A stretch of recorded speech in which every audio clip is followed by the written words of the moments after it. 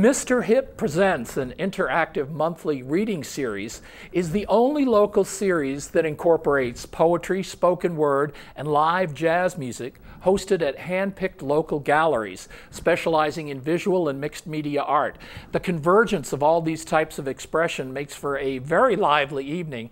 And here now is the creator and host, Donald Vincent, who's better known as Mr. Hip. Nice to meet you. Nice to meet you as well. All right, now you're a Renaissance man. You teach, you mentor, you're a host, and you're into spoken word. So why don't you give us a little bit about your background, about how you got interested in poetry and what that means for people. Oh, sounds good. So I'm originally from Washington, D.C. I went to college to be a biomolecular engineer, but after freshman year, I realized that I liked words, I like to craft words, and through words I was able to interact with a lot of different folks and learn about different cultures, and I think through language we learn about ourselves as well as others. So I decided to embark on getting my Master's of Fine Arts degree in creative writing, which brought me to this lovely city to study at Emerson College. All right, now besides working at Emerson, you teach and coach kids. We'll get to your performance thing in a minute.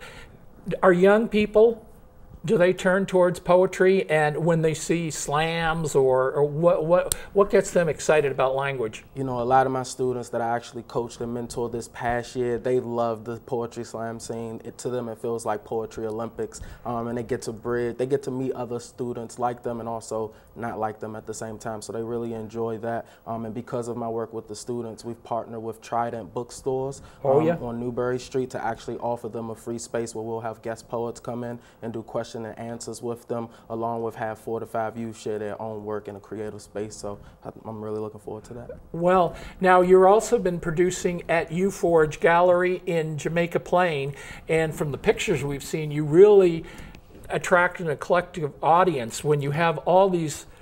Well, tell us about a typical program that you have. I mean, are they people you know, or how do you put it together? So the way we put it together is now I've built a lot of relationship with some notable poets as well as an emerging writer myself. I get to meet other poets who are also breaking into the field. So through that, myself, Joanna Flaminio, who's my program coordinator, and Charlotte Seeley, who manages the digital media and social media, we pretty much reach out to poets. They come in, they never know what to expect. It's always a good time, but poets come in. We have live jazz band, which is usually hosted by kids from Berkeley College, which is really cool. So when they come out, no one knows what to expect. I actually give out free books to people who clap.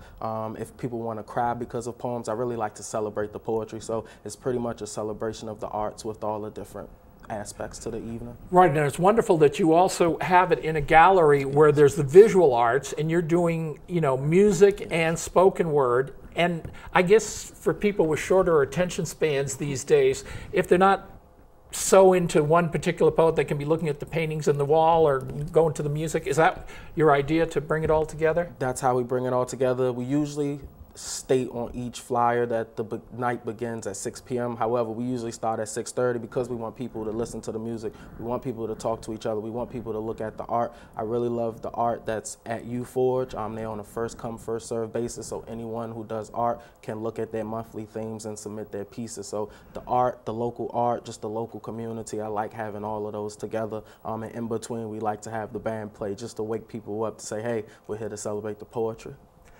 Now, you're going to be, you also work in New York and are things there. I understand that your second year is starting in August. And what do you have planned for the 2014-2015 season? Do you have something? So we actually just finished planning our readers up through December, which is really great. We have some out of region poets who will be chiming in via Skype and Google Hangout. So we're going to use that technology to bring them into our reading community. We're actually working on a play with the Footlight Club in Jamaica Plain. Yeah, the oldest one in the country. Yes, we're going to have poets come up with 10-minute plays of poems, and we're going to put those on for about 12 to 15 10-minute plays sometime in March to actually help raise money for the Footlight Club. Wow, you guys really bring it all together. Now, what kind of support do you have Mr. Hip Presents, or are you part of some other organization that does all these things? It seems like you're in a lot of different categories. You know, right now it's all supported by myself and my team of helpers and the poets who actually help. I think that with my daytime job, I'm also a community preparedness specialist for FEMA. That pretty much helps me fund the poetry activities and things like that. We're looking for help. This year we'll actually be applying for grants and things like that, but it's just me and my team of little helpers for right now. Well, yeah, but I think that with appearances like here and articles and stuff about you, I mean, you're going to rise to the top there. And it's really good that you try to give back and work with kids, because I think a lot of youth today are kind of inarticulate and they can't express their feelings, but when you get them into this performance thing, they're a little less shy. Is that true? Or I believe it's true. You know, some of the kids, you just tell, I've worked with adult poets, and I'll say, hey, write on this subject. Even my freshman at Emerson, I'll say, write on this subject, and they'll sit there for about 10 minutes before actually writing something down. And I think that actually working with the youth, because their imaginations are so creative, it just all comes out and they're able to express themselves in ways that we don't really realize. I know one of my youths, I actually saw her perform her poem for the first time at the recent Louder Than a Bomb Slam, and it was about a friend of hers passing, and to hear that poem and actually have a relative of mine pass at the same time, it brought tears to my eyes. But to be able to see these kids just articulate themselves creatively is always a good experience. now, what do you even, not that you aren't doing a tremendous amount of stuff, but do you see yourself having like a YouTube channel, or where do you want to go? I mean, because it seems like you can go in many directions. Oh yes, we run everything from our website, Mr. Hip Presents, and we're really big with Twitter. I really think that's the greatest way to actually invite people into our poetry community, and we actually live tweet our events. So if you can't be present at the events, you can just follow our Twitter hashtag Mr. Hip Presents, and all of the information will pop up in photos of our readers. But we really are looking forward to doing a YouTube channel in the upcoming year. Again, it's expanded beyond my wildest dreams, so we're looking forward to it. All right, so we want people to volunteer to help you with the financial side and let you get it, be teaching, mentoring, creating. Thank you so much. And people, what your website is? MrHipPresents.com. Very simple. Thank you very much. Nice meeting you. For your time. Hope to see you soon. That's it for this edition of Neighborhood Network News. Chris Lovett and the rest of the gang will be back here on Monday night. We hope you'll join us then.